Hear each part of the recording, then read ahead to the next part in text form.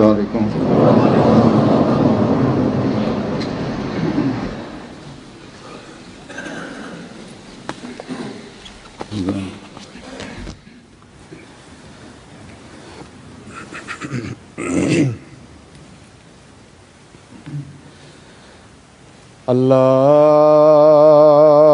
الله أكبر الله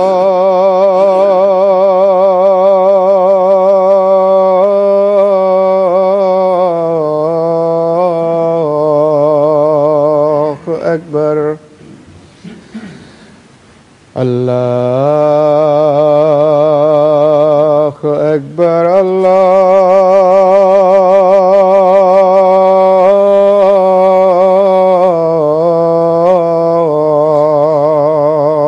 أكبر. أشهد أن لا إله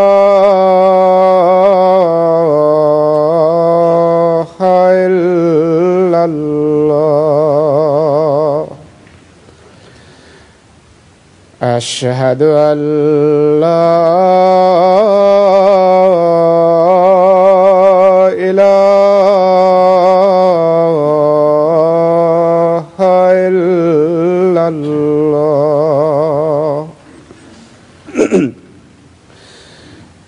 أشهد أن محمدًا رسول الله.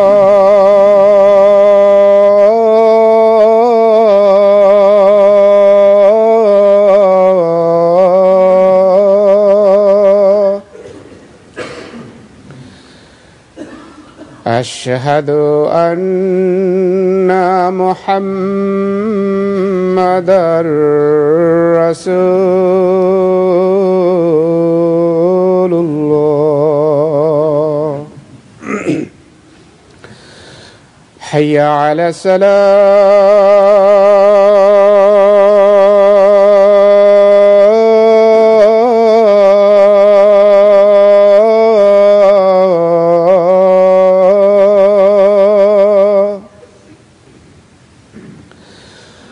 حي على الصلاة.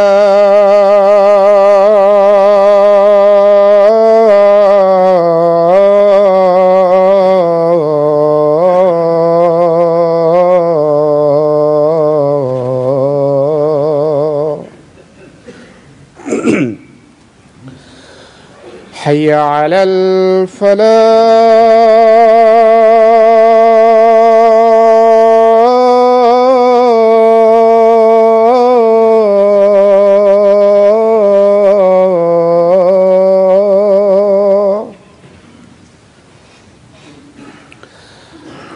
حي على الفلاح.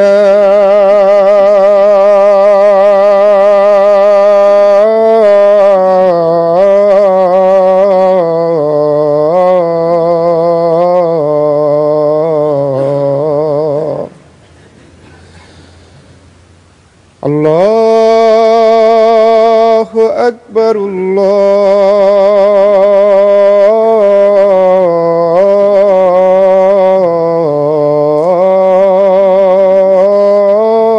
الله أكبر. لا إله إلا الله.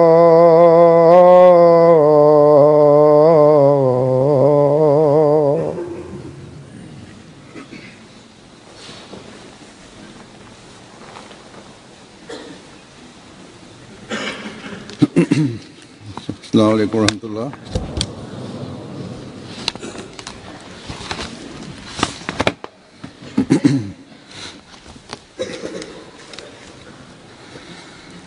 أشهد أن لا إله إلا الله وحده لا شريك له وأشهد أن محمدًا عبده ورسوله. أما بعد فأعوذ بالله من الشيطان الرجيم. بسم الله الرحمن الرحيم الحمد لله رب العالمين الرحمن الرحيم مالك يوم الدين إياك نعبد وإياك نستعين اهدنا الصراط المستقيم صراط الذين أنعمت عليهم غير المغضوب عليهم ولا الضالين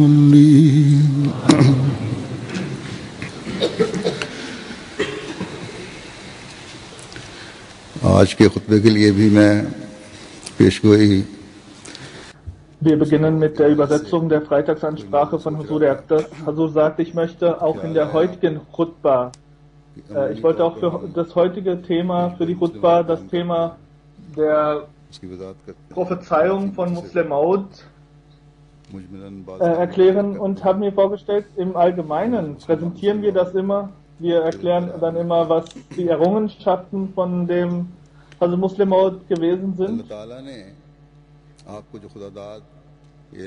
Und Allah hat ihn durch seine Intelligenz, die er ihm geschenkt hat, und seinen Weitblick, den er gegeben hat, das hat sehr viele Facetten letztlich. Bereits vor der Khilafat, bevor er Khalif wurde, sind seine Schriften und seine Ansprachen, seine Reden gefüllt von Wissen und Verständnis. Seine Themen, seine Reden sind erschienen in der Bänderreihe Anwarul Ulum, und es sind bereits 23 600-seitige Bände, die herausgebracht worden sind, und weitere folgen. Außerdem sind seine Ansprachen, seine Freitagsansprachen gesammelt, und die sind auch außergewöhnlich. Es sind bereits 24 Bänder herausgegeben, und jedes einzelne Band besteht aus mindestens 600 Seiten. Im Jahre 1942-43, bis dahin sind die Khutbas erschienen. Die weiteren, die folgen noch, so wie ich das bereits angekündigt hatte. Die Fazl-e Umar Foundation, die in seiner Zeit, die Khutbas aus seiner Zeit sammelt, und diese Foundation, diese Stiftung wurde gegründet, um auch diese Themen an die Welt zu bringen. Diese Stiftung organisiert auch die Übersetzung dieser Ansprachen, und in die englische Sprache werden wir mehrere dieser Bänder bereits in Kürze übersetzt haben. Einige sind ja bereits vorhanden, und in die anderen Sprachen werden diese noch übersetzt. Einige sind bereits in die arabische Sprache übersetzt worden, und Huzur sagt, außer Urdu ist die meiste Arbeit und die meiste Leistung für die arabische Sprache dargebracht worden. Aus den verschiedenen Ländern, die Studenten der jeweiligen Imam-Ausbildungsinstitute der Jamia Ahmadiyas sind auch mit der Übersetzung dieser Bänder beschäftigt. Gewiss ist das ein Schatz, den Hazrat Musleh Maud in seinen 52 Jahren an Khilafat der Welt geschenkt hat, aber dessen Verbreitung geschieht nur in der Anzahl von wenigen tausend.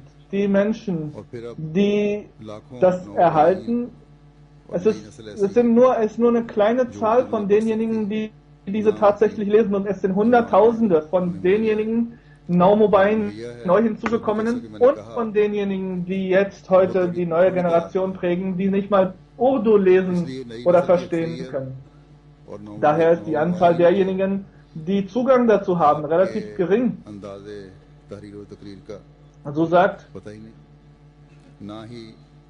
die Jugendlichen, die neue Generation und auch die neu hinzugekommenen haben keine Vorstellung von dem Wissen und dem Weitblick und dem Verständnis von Hazrat Muslim Maud.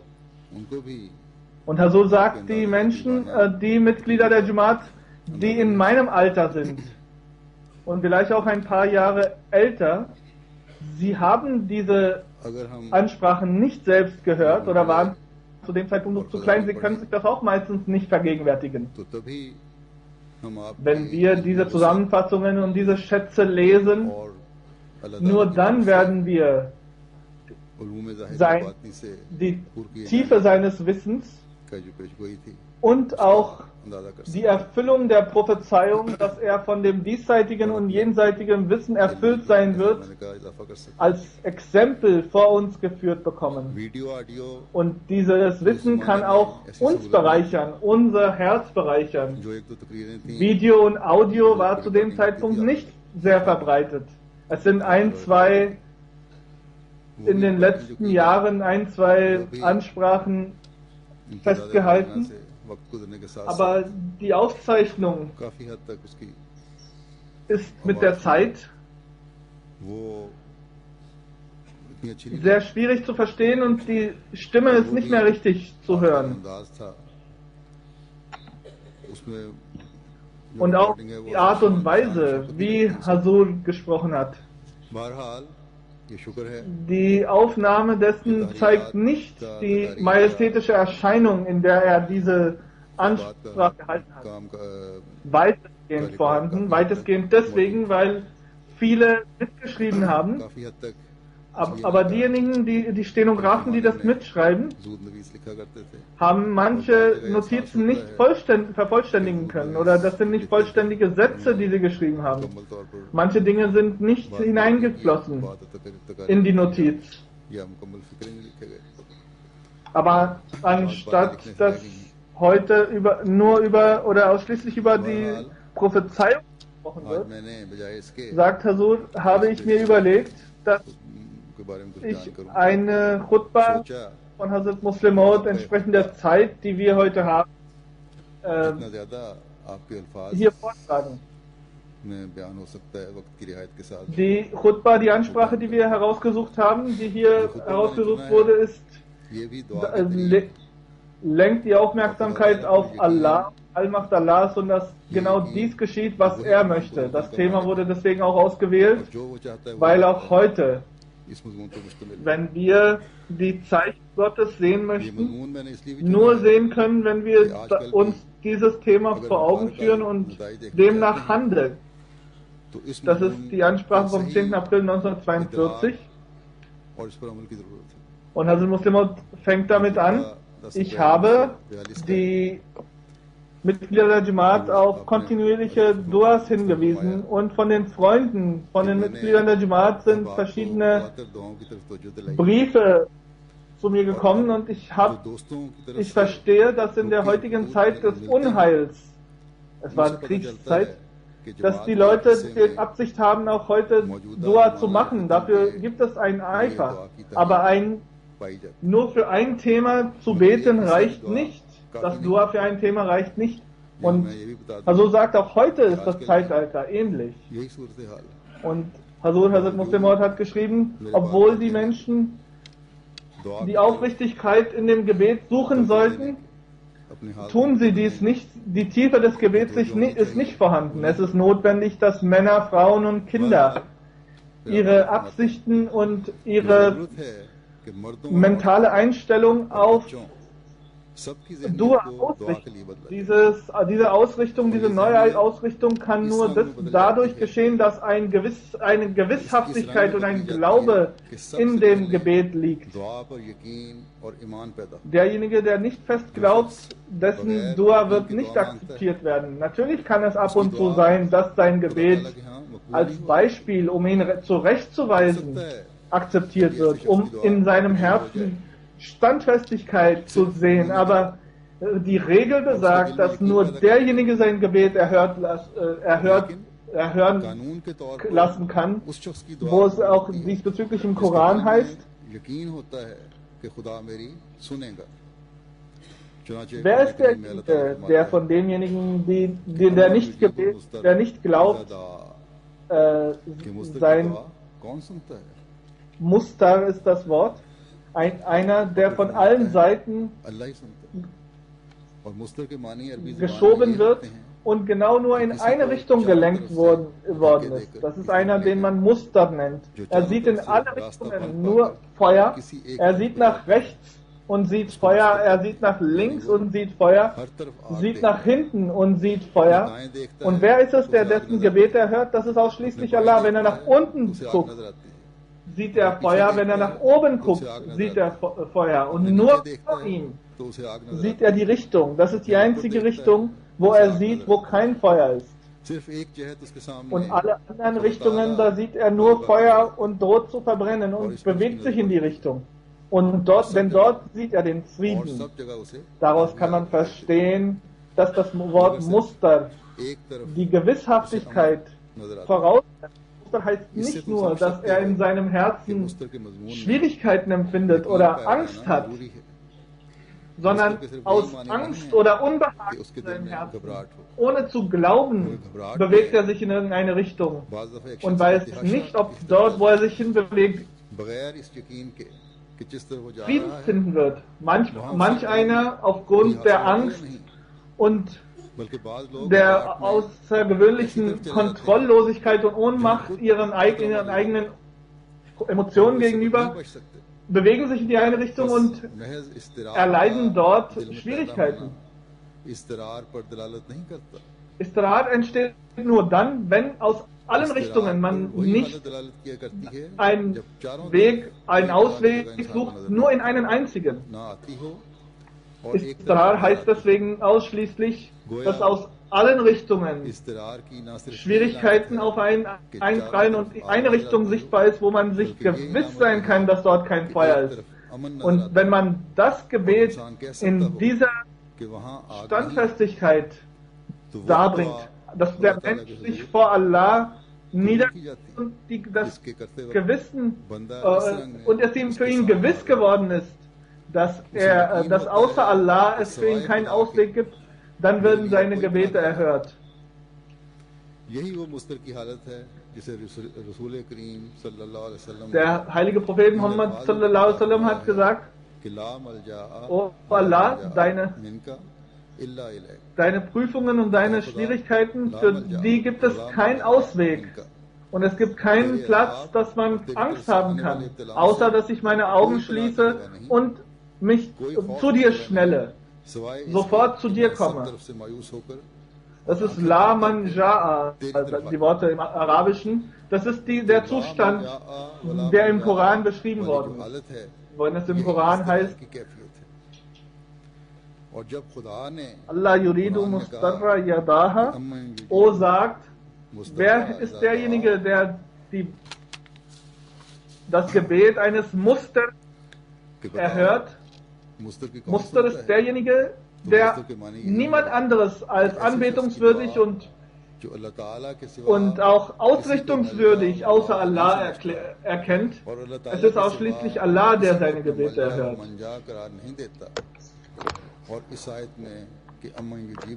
Und gewiss ist auf diesen Zustand des Istirar, der gerade beschrieben wurde mit dem Feuer drumherum, ist genau darauf hingewiesen worden.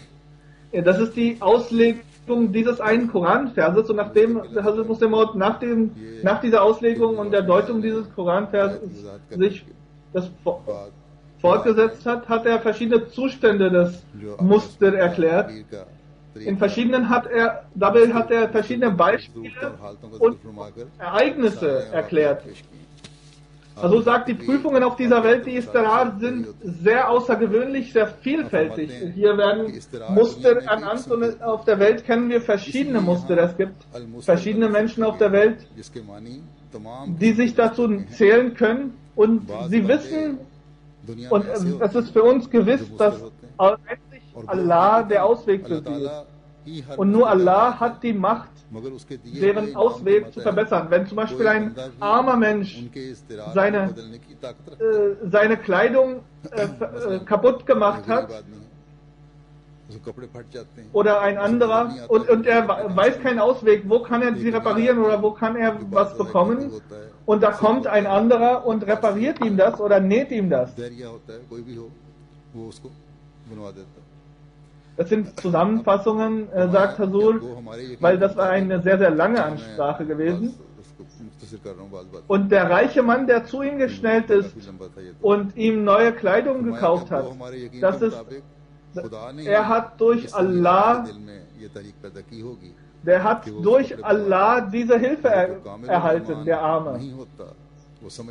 Einer, der nicht glaubt an Allah, denkt, dass seine Suche dazu geführt hat, dass dieser Mensch zu ihm gekommen ist. Aber es war Allah, derjenige, der zum Beispiel durstig ist und nicht die Möglichkeit hat, sich Wasser zu beschaffen und aufgrund seiner Schwierigkeit nicht mal mehr in der Lage ist oder aufgrund seines Durstes sich irgendwo hin zu bewegen. Und dann kommt jemand und hat im Herzen das Gefühl, ihm Wasser zu bringen. Wer ist dann derjenige, der ihm geholfen hat? Oder wenn ein armer Mann, der nicht in der Lage ist, sich Medizin zu kaufen und krank wird und bekommt außergewöhnlich, plötzlich, unerwartet Hilfe. In diesem Sinne hat er nicht von einem reichen Mann die Hilfe bekommen, sondern von einem Arzt, der auf einmal gekommen ist. Oder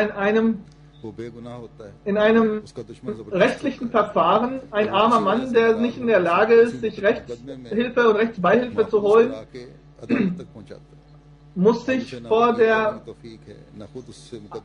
Übermacht eines Reichen unterordnen, weil er nicht die Möglichkeit hat, sich zu verteidigen. Aber plötzlich kommt ein Rechtsanwalt, der ihn aus freien Stücken, ohne was von ihm zu verlangen, geben möchte und ihm helfen möchte.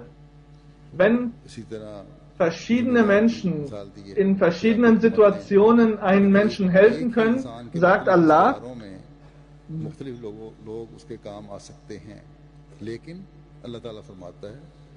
für den Muslim gibt es keine Voraussetzungen und Bedingungen. Er kann alt sein, schwach sein, arm sein, er kann Gewicht, also ihm kann viel Verantwortung oder Gewicht auf seinen Schultern lasten. Der Einzige, der ihm hilft und der ihn aus dem Dilemma befreit, ist Allah ausschließlich alleine.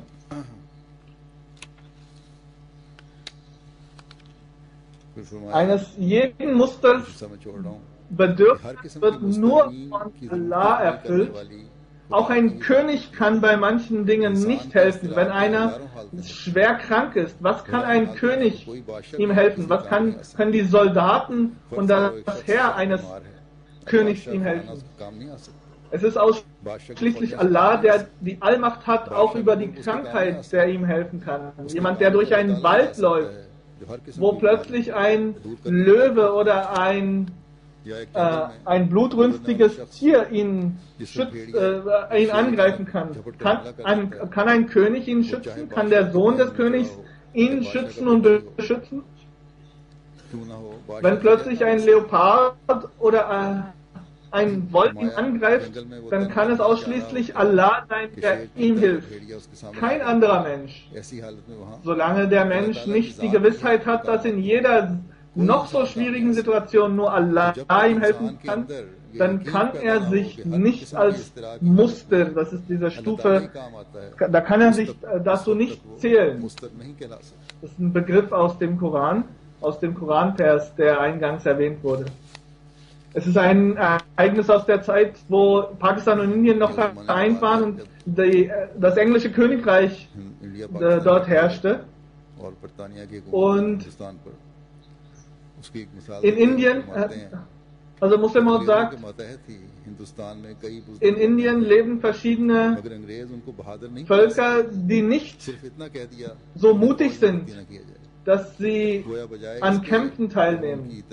Aber sie leben weiterhin und sie wurden जिसमें वो पहले गिरे Sie wurden von der englischen Krone nicht in das Heer integriert, weil sie wussten, dass sie den Mut für einen Kampf nicht haben.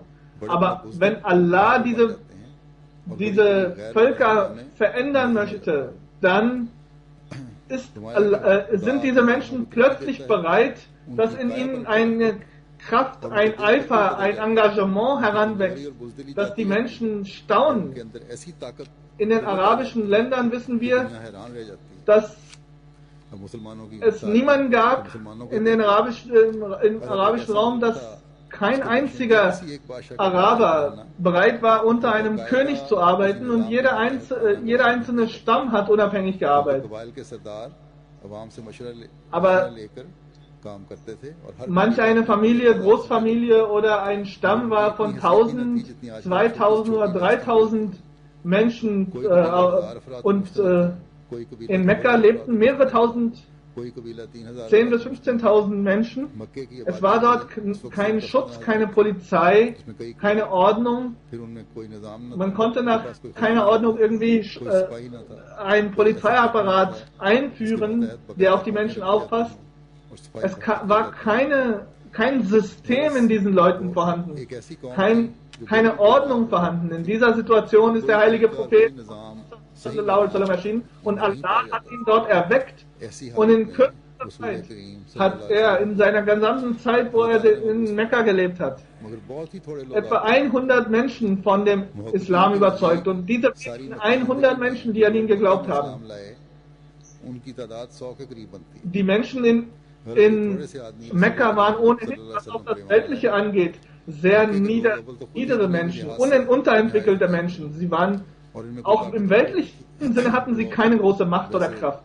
Und unter diesen schwachen Menschen von diesen schwachen Menschen sind die Schwächsten, die unter den Mekkanern die Schwächsten als Schwächste और galten, लोगों में से भी ऐसे zum Islam gekommen, und Allah hat in deren Herzen einen Mut erweckt, der außergewöhnlich war. Sie haben sich verändert ताला ने bis उनके दिलों auf में die कितनी Zehenspitzen. बहादुरी पैदा कर दी और बेनिजामी की जगह कैसी आला दर्जे की तंजीम Die Mekkaner, die nicht mal bereit waren, Gehorsam überhaupt einer anderen Person gegenüber zu leisten, waren plötzlich in einer Situation, dass sie in einer Gemeinschaft waren. इताअत जो दुनिया में महज़ब कौमों का शियार समझा जाता है Es ist ein altes Ereignis aus dem arabischen Raum, wo in den arabischen Büchern darüber berichtet wird, dass im Arabien bin Hind gelebt hat. Er hat in Syrien ein Reich eingeführt, ein Reich gegründet und war so sehr berühmt und mächtig, शाम और इराक की तरफ dass er die Idee hatte und dachte, ganz Arabien, der gesamte arabische Raum hört mir zu. Und einmal hat er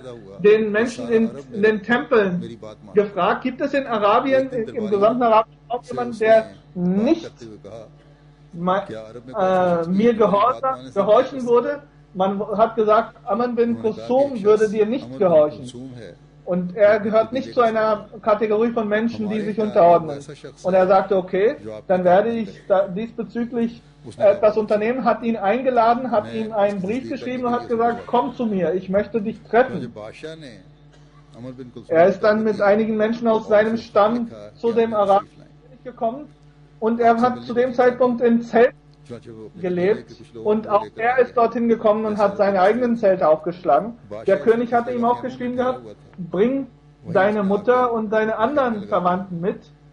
Er brachte auch seine Mutter mit, und Amr bin Hind hat dann zu seiner Mutter gesagt, während sie arbeitete oder अमर बिन हिंद ने अपनी वालदा से कहा während यानी बादशाह ने seine Mutter hier ist, zu prüfen, ob die Mutter, bitte ihr was zu machen und prüfe den Zustand, ob sie dir gehorcht, obwohl er sich König nannte, hat seine Mutter angefangen, das Essen zu servieren, वो बादशाह कहलाता था und Amr bin Hind, खुद खाना बरताने में बैठ गई अपने बेटे के लिए भी और Amr bin Hinds Mutter hat zu dem Zeitpunkt für die Gäste gearbeitet, Amlan Amar und in diesem Zustand चीजों का काम कर रही war है das बादशाह की वालदा बस ऐसे वक्त में nicht अमर बिन entsprechend der Würde der Mutter des Königs, dass sie den हरगिज़ Gästen उसकी हरकत serviert. नहीं हो सकता था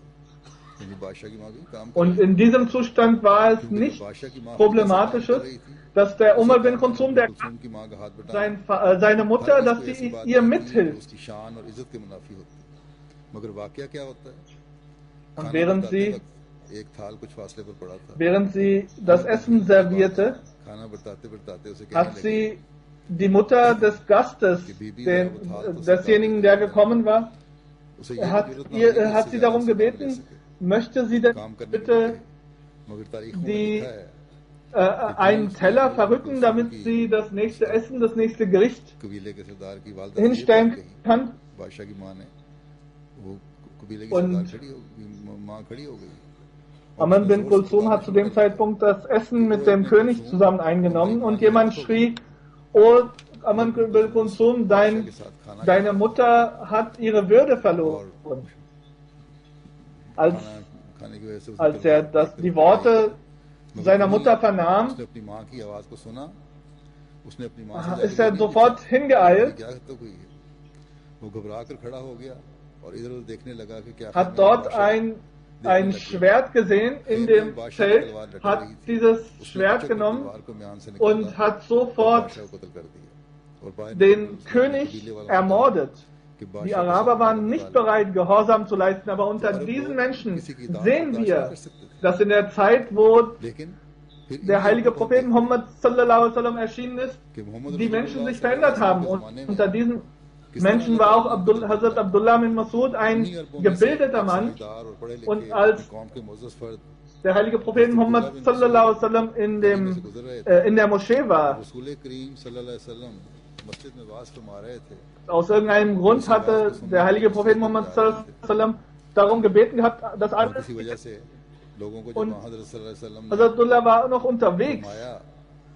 Er hat diese Stimme gehört und hat sich sofort hingesetzt. Und wie ein Kind hat er sich auf seinen Knien ganz langsam in die Moschee bewegt. Ein Freund, der vorbeiging, hat gefragt, Abdullah bin Masud, was machst du hier für einen Zustand? Was ist denn das? Du sitzt hier auf dem Boden und versuchst dich zu bewegen. Warum kannst du dich nicht normal bewegen? Kannst du nicht gehen? Und er antwortete, ich habe die Stimme des heiligen Propheten Muhammad sallallahu alaihi wasallam gehört, dass wir uns setzen sollen. Und ich habe gesagt,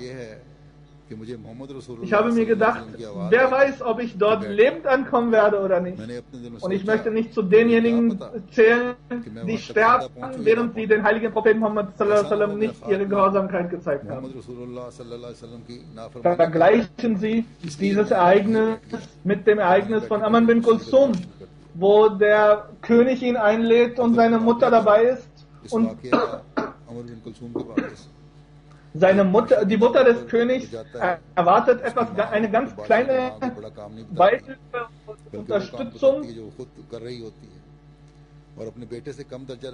die nicht mal nennenswert ist, aber trotzdem ist Kulsums Gemüt nicht in der Lage zu verstehen, dass er sich oder seine Mutter sich jemandem unterordnen muss. Aber von derselben Gruppe, von derselben Gefolgschaft, ein Mensch aus demselben Volk hört die Stimme des heiligen Propheten Muhammad sallallahu alaihi wasallam und setzt sich nieder auf den Boden, inmitten auf einem Weg, in einem Zustand, die von einem Menschen als niederträchtig betrachtet wird, von allen Menschen, von der Allgemeinheit, als niederträchtig und vielleicht als verrückt betrachtet wird. Aber das war der Zustand der Gefährten des heiligen Propheten Muhammad sallallahu alaihi wasallam, dass sie sich wie Verrückte benommen haben. In der Gehorsamkeit des heiligen Propheten Muhammad sallallahu alaihi wasallam haben sie sich wie Verrückte benommen, weil sie wussten, dass die Gehorsamkeit gegenüber gleichzusetzen ist mit der Gehorsamkeit Allah. Es sagt, Hazrat Muslim setzt in seiner Rede fort, dass in Medina die verschiedenen Streitigkeiten auch als besonders betrachtet wurden. Sie hatten auch eigenes Land gehabt, aber manch eine Tätigkeit, weil sie zu dem Zeitpunkt auch Ackerland bepflügten, das wurde damals nicht als hochwertig betrachtet. Und die Araber waren immer sehr stolz auf ihre Anzahl von Pferden und Kamelen, wie sie andere Gruppen, wie sie Karawanen ausrauben, wie sie mit anderen streiten. aber nicht, मदीने के लोग welches Handwerk sie ausüben. वो ना डाका मारते थे ना ऊंट और घोड़े Und weil in Mekka die Menschen hauptsächlich auf dem Acker arbeiteten, इसलिए वो अरब waren sie दूसरे nicht लोगों के unter den मुकाबले Arabern hoch मुकाबले anerkannt. समझे Was ist das für जाते। ein अरब के लोग Zweifel तो पहले darin, कहा करते थे dass कि वो तो die सब्जी Menschen, तरकारी die होने वाले हैं in Streitigkeiten verfallen? कि जो लोग तरफों में पड़ Auf der जाएं, einen Seite und auf der anderen Seite die Menschen, die anfangen, Geld zu sammeln, die das Land bewirten, und über mehrere Generationen werden sie dann auf der einen Seite die Gruppe, die Streit hegt, und die andere Gruppe, die über Generationen वो लड़ाई के काबिल नहीं समझे जाते थे। das Land bewirtet. Da wird das Volk, was nur auf dem Land arbeitet, nicht als streitsüchtig betrachtet. और हकारत से वो उनके मुताबिक Aber nachdem diese Menschen कि ये तो खेती बाड़ी करने वाले den लोग हैं heiligen Propheten Muhammad sallallahu alaihi wasallam कि रसूल करीम erkannt haben, da haben die Menschen, die nicht diesen Mut hatten, die diesen Mut verloren hatten, über कि वही सब्जी dass तरकारी sie zu होने denjenigen खेती बाड़ी करने zählten, वाले लोग दुनिया के बेहतरीन wir सिपाही sprechen बने। hier über Medina, बदर के Entschuldigung, मौके पर dass sie मौके पर 1000 सरदार जमा थे Polizisten, और वो ख्याल करते 1000 थे कि आज मुसलमानों का खात्मा Menschen, कर die दें। in ein Heer 1000 zusammenführten, तजुर्बाकार सिपाही जो 20 लड़ाइयां देख चुका था और जिनका दिन रात का beantworten शुरू bzw. sich dem और entgegenstellen दुश्मन konnten, पर तलवार चलाना था verteidigen konnten. Eine Anzahl von 313. Die meisten Muslime और hatten मुसलमान nicht mal Schwerter, sondern nur Stöcke. In solch einem Zustand, wo der heilige Prophet Muhammad sallallahu alaihi wasallam für diesen Krieg losgezogen ist, für diesen जब Verteidigungskrieg, रसूल करीम सल्लल्लाहु अलैहि वसल्लम जंग के लिए चले तो दो अंसारी लड़के बजिद हो गए कि हमने भी war साथ चलना। Hazrat Abdurrahman bin Auf आखिर रसूल करीम सल्लल्लाहु अलैहि वसल्लम उनको साथ चलने की इजाजत दे दी। Hazrat Abdurrahman sagt, Auf an dem Tag haben wir nicht verstanden, कहते हैं कि उस दिन हमारे दिलों के वलवले कोई शख्स नहीं जान सकता। wir hatten in unserem हम Herzen समझते थे कि आज den Eifer, uns dafür zu verteidigen und uns auch dafür zu rächen, was die Mekkaner unseren Brüdern angetan hatten. कि अच्छा सिपाही तभी अच्छा लड़ सकता है Und ein उसका guter दायां और बायां पहलू Soldat वहाँ भी zählt पीछे zu लड़ने den, के मौजूद हैं। muss zu denjenigen zählen, die bereit वो sind, हमला करे im और दुश्मन से Augenmaß घुस जाए तो वो दोनों das Richtige zu दुश्मनों tun, के हमले से महफूज und ein mutiger, der mutigste von den Soldaten wird immer in die Mitte gestellt, damit er bereit ist, सिपाही हमेशा दरमियान में खड़े किए damit er, wenn er nach vorne schreitet, von hinten von seinen anderen Glaubensbrüdern oder von den Gefolgsleuten auf seiner Seite geschützt bleibt. Also Abdurrahman bin Auf, हज़रत Abdurrahman der rechts und links von mir ist, neben mir waren zwei Ansari, कि देखूं मेरे also दाएं बाएं कौन zwei in Medina lebende junge Männer, die 15, 16 Jahre alt waren. सारी लड़के 15-15 साल की Und उम्र के einerseits hatte ich das Gefühl, das ist doch ein Ort, wo die Menschen seit Jahrzehnten, Jahrhunderten schon nicht gestritten haben, keinen Kampf ausgetragen haben. Wie können Sie mir helfen? Wie können Sie? 15-15 साल के लड़के Ich werde heute meinen Frust in diesem Kampf nicht loswerden, दिल में ही रहेंगे war और मैं war अपना नहीं निकाल सकता। sein Gedanke.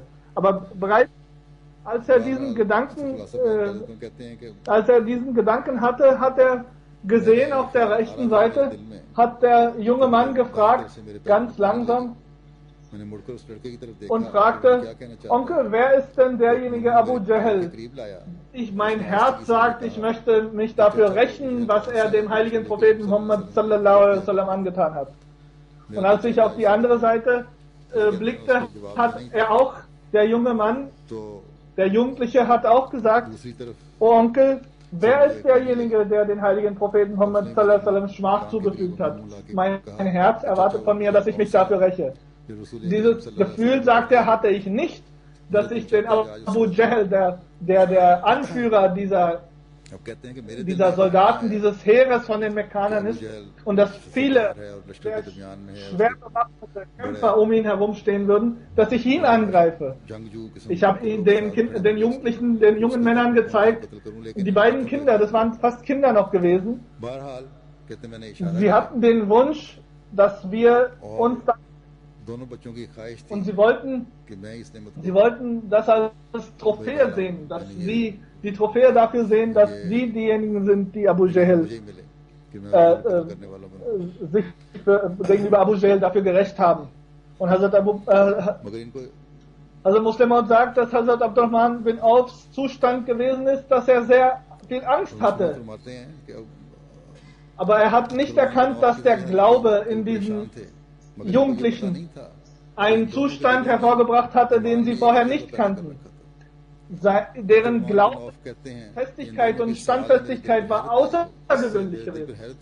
Und um zu zeigen, wie schwierig das ist, habe ich denen erklärt, dass im Herzen des Heeres, ganz in der Mitte, der Mann, der auf einem Pferd reitet und vor dem zwei Männer stehen, die ganz lange Schwerter haben und der von Kopf bis Fuß selbst bewaffnet ist. Das ist Abu Jahl.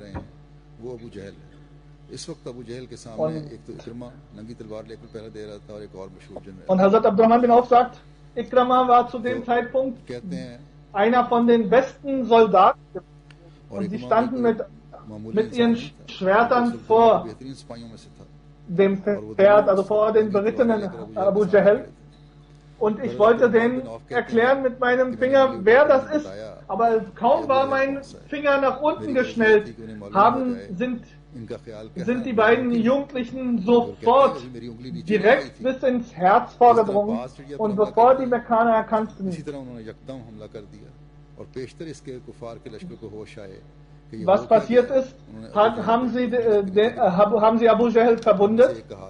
Der eine hat dabei seine Hand verloren, aber ohne zu erkennen, dass seine Hand nicht mehr da ist, hat er weitergekämpft. Und das war der Krieg, das war der Verteidigungskrieg von Badr gewesen, wo dieser Zustand sich umdrehte. Das Volk, was vorher nicht mal bereit war, überhaupt über Jahrhunderte zu kämpfen, sagt Hazrat Abdurrahman auf, dass er gesehen hat, wie der Abu Jahl mit Jugendlichen aus Medina umgebracht worden ist. Allah hat die Fähigkeit, den Menschen die Möglichkeit zu geben, dass sie in ihrem Herzen den Eifer entwickeln und den Mut dafür entwickeln und fassen können, dass sie solch eine Aufgabe der Unmöglichkeit schaffen. Der Stolz und das Ehrgefühl unter den Arabern war außergewöhnlich gewesen, aber all das von denen verloren gegangen. Was ist da passiert? Also Muslim Maud erklärt von einem jungen Mann, der ein Mädchen heiraten wollte, und er ist zu dem Vater gegangen von dem Mädchen und wollte die Tochter sehen. Er ist dann zum heiligen Propheten Muhammad sallallahu alaihi wasallam gegangen und hat gesagt, ich möchte ein Mädchen heiraten, aber der Mann ist nicht bereit, mir das Gesicht dieses Mädchens zu zeigen. Der heilige Prophet Muhammad sallallahu alaihi wasallam entgegnete, du möchtest, er möge das Gesicht des Mädchens bitte zeigen, und erklärte dem Vater dann in der zweiten Runde, es ist erlaubt, das Gesicht des Mädchens zu sehen. Und er hat aber dieses Stolzgefühl gehabt, ich möchte nicht, dass das Gesicht meines Mädchens gezeigt wird. Als das Mädchen noch im anderen Raum war und gesehen hat und gehört hat, was der heilige Prophet Muhammad sallallahu alaihi wasallam sagt, weil sie das berichtet bekam von dem Heiratlichen, und sie ist aus dem Raum herausgekommen, ohne sich zu verschleiern, und hat gesagt, oh Vater, wie kannst du die Worte des heiligen Propheten Muhammad sallallahu alaihi wasallam verkennen und leugnen und sich dagegen stellen? Und hat auch zu dem Mann gesagt, hier stehe ich, du kannst sehen, wie ich aussehe. Und er sagte, ich möchte genau eine Frau, die den Worten des heiligen Propheten Muhammad sallallahu alaihi wasallam Gehorsam leistet. Wenn Allah einem befiehlt, dann werden diejenigen, die gierig sind, sich zu spendablen Menschen. Die Wissenden werden durch die Anordnung Allah zu Unwissenden und Ungebildeten. Wenn Allah die Menschen, wenn Allah ein Volk auslöschen möchte, dann werden die Wissenden von denen zu denjenigen, die unwissend sind. Die Starken von denen, die werden zu Schwachen. Diejenigen, die spendabel sind, die werden gierig und möchten alles für sich haben. Und schon geht das Volk unter. Aber wenn ein Volk blockieren soll und wenn Allah ermöglicht haben möchte, dann werden diejenigen, die unwissend sind, sich verändern und zu Wissenden werden. Wir sehen das bei der Veränderung, die wir in der Jamaat Ahmadiyya sehen. Derjenige, der vorher nicht mal richtig sprechen konnte und Ahmadi geworden ist, ist bereit, im Anschluss lange Reden zu halten und zu erklären. Viele Menschen, die nicht Ernsthaftigkeit gegenüber der Jamaat haben, sondern nur so in die Jamaat hineingekommen sind. Sie verändern sich in ihrem Zustand aber nicht. Dadurch wissen wir aber, dass das Wissen, was wir haben, das Wissen von uns persönlich, sondern von Allah geht. Unser Mut ist nicht der Mut, den wir uns gegenseitig zusprechen, sondern von Allah gekommen. Und wenn Allahs Unterstützung nicht mit uns gewesen wäre, wenn Allahs Wissen nicht mit uns gewesen wäre und nicht diesen Menschen zuteil werden würde, was hätte das für eine Bedeutung? Dann könnte man durch persönliche und individuelle Anstrengung all das erreichen. So viele Menschen strengen sich an und erreichen das nicht, aber die Menschen, die ernsthaft in ihrem Glauben sind, die erreichen in kürzester Zeit sehr viel. Pira war ein Mann gewesen, der Diener des Feisten Messias a.s. war.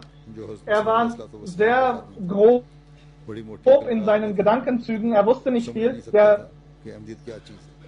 Er ist zum Feisten Messias a.s. gekommen und meinte, ich bin sehr schwach, ich bin krank, bitte helfen Sie mir. Und Hazur hat ihm geholfen. Er war auch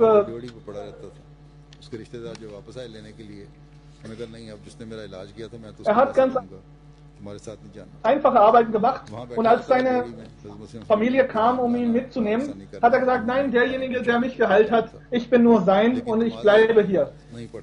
Er hat das Gebet allerdings nicht verrichtet und Hazrat Khalifatul Masih Awwal ist zu ihm gekommen und hat ihm erklärt, du mögest doch bitte beten. Eines Tages ist er für alle 5 Gebete erschienen und in dieser Zeit, wo dann die anderen auch das Gebet verrichtet haben, sind auch einige Frauen gekommen, ist eine Frau gekommen und hat das Essen gebracht für die Gäste. Sie hat sofort, mitten im Gebet war das und niemand hat geantwortet und die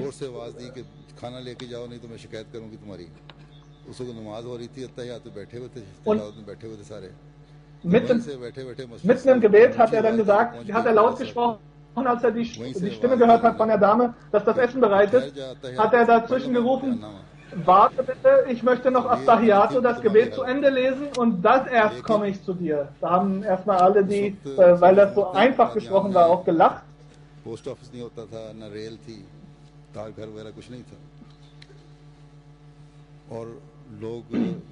Muhammad Hussain Batalvi war ein Feind des Feisten Messias a.s. und er stand immer vor der Bahnstation und der Pira, der Diener des Feisten Messias a.s. ist an ihm vorbeigegangen und hat ihn festgehalten. Pira, dein Glaube ist schon schwach geworden, schlecht geworden. Nauzubillah, Mirza Sahib ist der Dajjal, der Antichrist. Warum folgst du ihm? Pira hat seine Worte gehört und er hat ihn gefragt, hat den Pira auch gefragt, Muhammad Hussain Batalvi fragt Pira, wie sind meine Worte? Er sagte, Maulvi Sahib, ich bin unwissend, ich bin Analphabet, ich kann nicht mal die Diskussion richtig verstehen. Aber eine Sache kann ich verstehen, das ist das, dass ich seit Jahren bereits hierher gekommen bin. Seit Jahren komme ich hierher, um die Botschaften der Menschen, die hier per Telegramm kommen, zu empfangen und zurückzugehen. Sie sind seit Jahren, kein einziger Mensch hört ihre Botschaft, aber wird doch sein, dass über die Jahre, dass die Menschen mehr zu dem Mirza Sahib gefunden haben und dort, wo vorher fast niemand hingekommen ist, heute Hunderte und Tausende Menschen jeden Tag hinkommen. Aber das war die Antwort, die der Pira in dem Zustand, obwohl er am Anfang nicht mal richtig das Gebet verrichten konnte, in sein Herz von Allah gelegt bekommen hat. Allah erklärt den Menschen, die nicht mal genug Verstand haben, eine so überwältigende Sache, weil Allah über die Macht dazu verfügt und derjenige, der schwach ist in seiner Vernunft, er bekommt entsprechend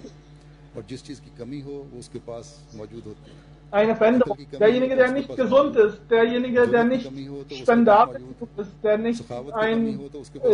nicht genug Geld hat, all das kann Allah ihm aber geben. Allah hat all das, um das mit ihm zu teilen. Und wenn er das mit einem teilt, dann sind alle Menschen, die das sehen und erkennen, außerordentlich erstaunt. Also Muslim Maud sagt da weiter, in Qadian war einmal der Vater, er war aus den Vereinigten Staaten gewesen. Er hat in den Vereinigten Staaten auch in den christlichen Tabligh-Gesellschaften einen außergewöhnlichen Namen erarbeitet. Als er dann nach Indien gekommen ist, wollte er auch nach Qadian kommen. Mit ihm war noch ein anderer Pastor gewesen. Dr. Khalifa Rashiduddin Sahib Marhum war zu dem Zeitpunkt noch am Leben und hat ihn ganz Qadian gezeigt. Aber der Pastor,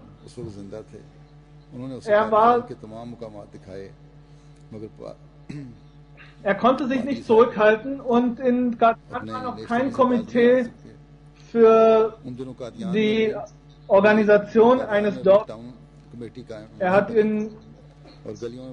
Er sagte, wir haben Qadian gesehen und auch die Sauberkeit des Dorfes von dem neuen Messias gesehen. Und Dr. Rashiduddin Sahib antwortete ihm, das ist der Staat, der von einer Regierung geleitet wird, die an den ersten Messias geglaubt hat. Und das ist der Zustand. Und das Reich des zweiten Messias ist noch gar nicht gekommen. Deswegen sehen Sie den Zustand eines Dorfes, nachdem die Botschaft des ersten Messias an sie gelangt ist. Und er war sehr beschämt über diese Erkenntnis.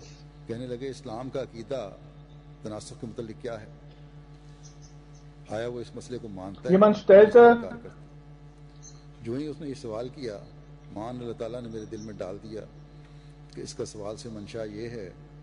die Frage, ob du damit meinst, in einer Frage-Antwort-Runde, ob du daran glaubst, dass die Seele des ersten Messias in diesen neuen Messias eingeflossen ist?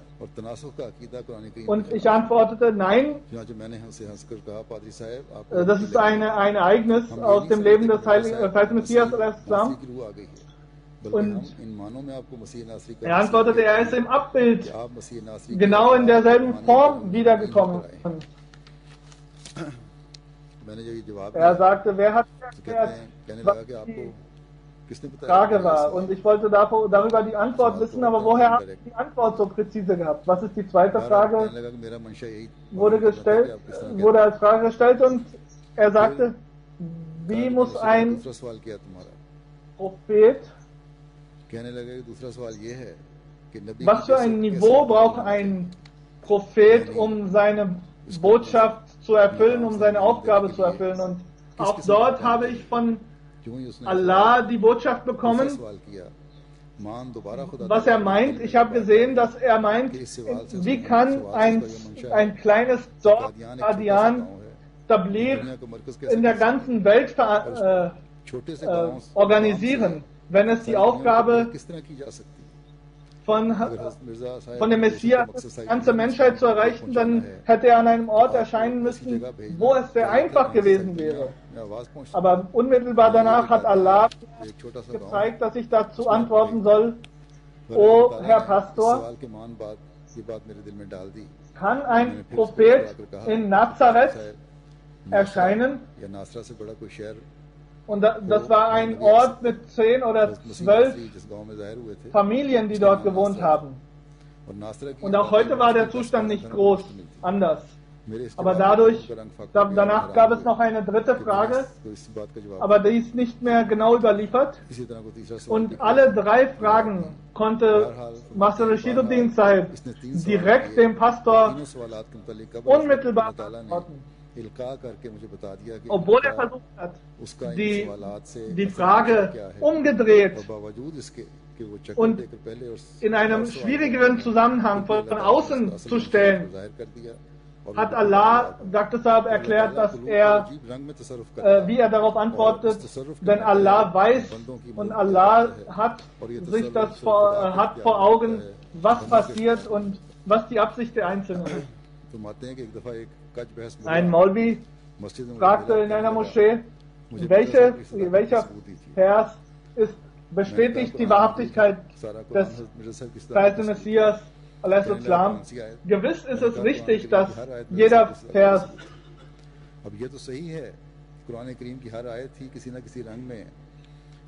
ihn bestätigt, aber es ist meistens sehr, sehr schwierig in einem Zustand, in einem Vers zum Beispiel, wo über eine Streitigkeit gesprochen wird. Wie kann man das in Beziehung bringen mit der Wahrhaftigkeit eines Propheten? Aber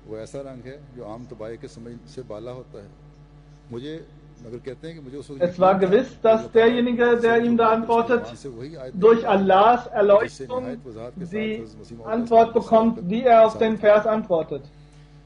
Und ich habe ihm die Frage gestellt, die Frage war, wenn die Muslime das Gebet verrichten und auch Hajj machen, auch die Fastenzeit einhalten, an Gott und seinen Propheten glauben, warum brauchen sie noch einen Propheten?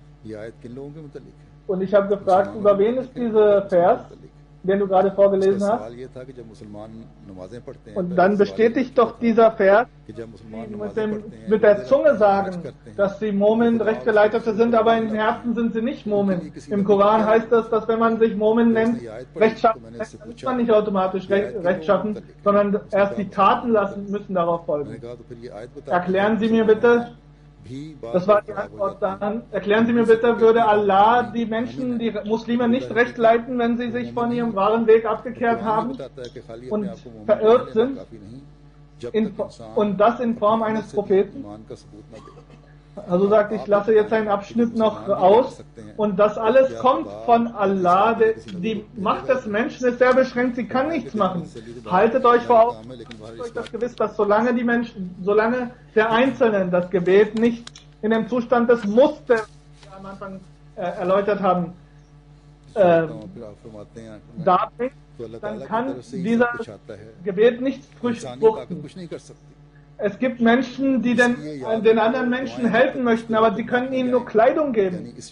Ein anderer kann ihm nur eine Wohnung geben. Ohne Zweifel gibt es auf der Welt Menschen, die jemand anderen was Gutes tun können. Aber sie können nur den Kranken heilen. Ohne Zweifel leben auf der Welt Menschen, die den anderen Menschen bei seinem Gerichtsverfahren umsonst helfen können, ohne dass sie von ihm eine Gebühr verlangen. Aber auf der ganzen Welt sehen wir keinen einzigen Menschen, der all das in einer Hand hat. Es gibt keinen Menschen auf der Welt, der die Zustände der Herzen ändert. Es gibt keinen Menschen auf der Welt, der die Emotionen der anderen Menschen unter Kontrolle hat. Allah ist derjenige, der seine Emotionen, seinen Zustand, seinen geistigen Zustand, seinen weltlichen Zustand, seine Krankheit, seine Gesundheit, all das verändern kann. Wenn man nicht auf vollkommene Art und Weise Muster ist und sich vor Allah verneigt und ihm das Gebet darbringt, solange kann das Gebet auch niemals gehört werden. Das waren so einige Ausblicke dieser Ansprache von Hazrat Muslim Maud gewesen. In diesem Zusammenhang sagt Hazur, möchte ich auch erläutern, dass wenn wir unsere heutigen Zustände ändern möchten, dann müssen wir vor dem Allah, der alle Rechte in sich vereint, uns so verneigen, wie wir das eben gerade gehört haben. all die Kraft, all die Macht über die Herzen, die hat er ausschließlich. Er kann die Mächte, die Kräfte der Menschen bündeln und von uns abhalten, wenn er sie möchte, wenn er das auch für richtig hält. Heute ist ein außergewöhnlicher Mitarbeiter aus der Shobha in England, der vorher auch in Deutschland viele Jahre gearbeitet hat, Azim Sahib. Sein Janaza, sein Totengebet würde heute hier gemacht werden. Er ist verstorben vor 3-4 Tagen, aber sein Zertifikat ist noch nicht fertig, deswegen kann heute das Janaza-Gebet noch nicht gemacht werden. Möge Allah seinen Rang bei sich erhören. In 1-2 Tagen wird in der Moschee das Janaza-Gebet gemacht werden. Sobald wir die Leiche von dem Krankenhaus ausgehändigt bekommen haben, der Leichnam ist noch nicht in der Hand der Familie. Er war ein außergewöhnlicher Mensch. Möge Allah seinen Rang bei sich erhöhen. Er hat 3 Kinder, sie studieren noch. Möge Allah seiner Frau das weitere Leben vereinfachen und möge Allah auch seine Kinder schützen. Er hat 2 Töchter und einen Sohn, die noch nicht mit ihrer Ausbildung fertig sind. इनकी अहलिया को भी सब्र और हौसला दे और उन बच्चों का भी अपने ऐसा हाथ रखे कि उनके बाप की कमी जो है वो अल्लाह ताला अपने फजल से ही पूरा फरमाता रहे।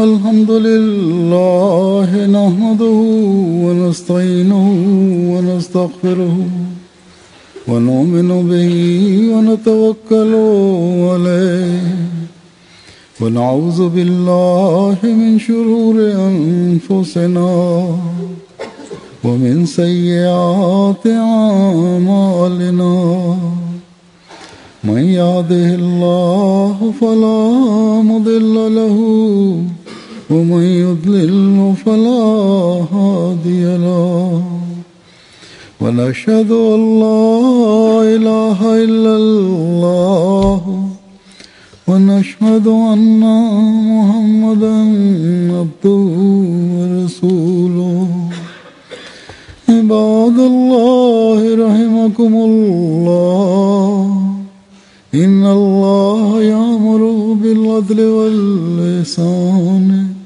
وإيتاء ذي القربى وينهى عن الفحشاء والمنكر والبغي يعظكم لعلكم تذكرون اذكروا الله يذكركم وادعوه يستجب لكم ولذكر الله أكبر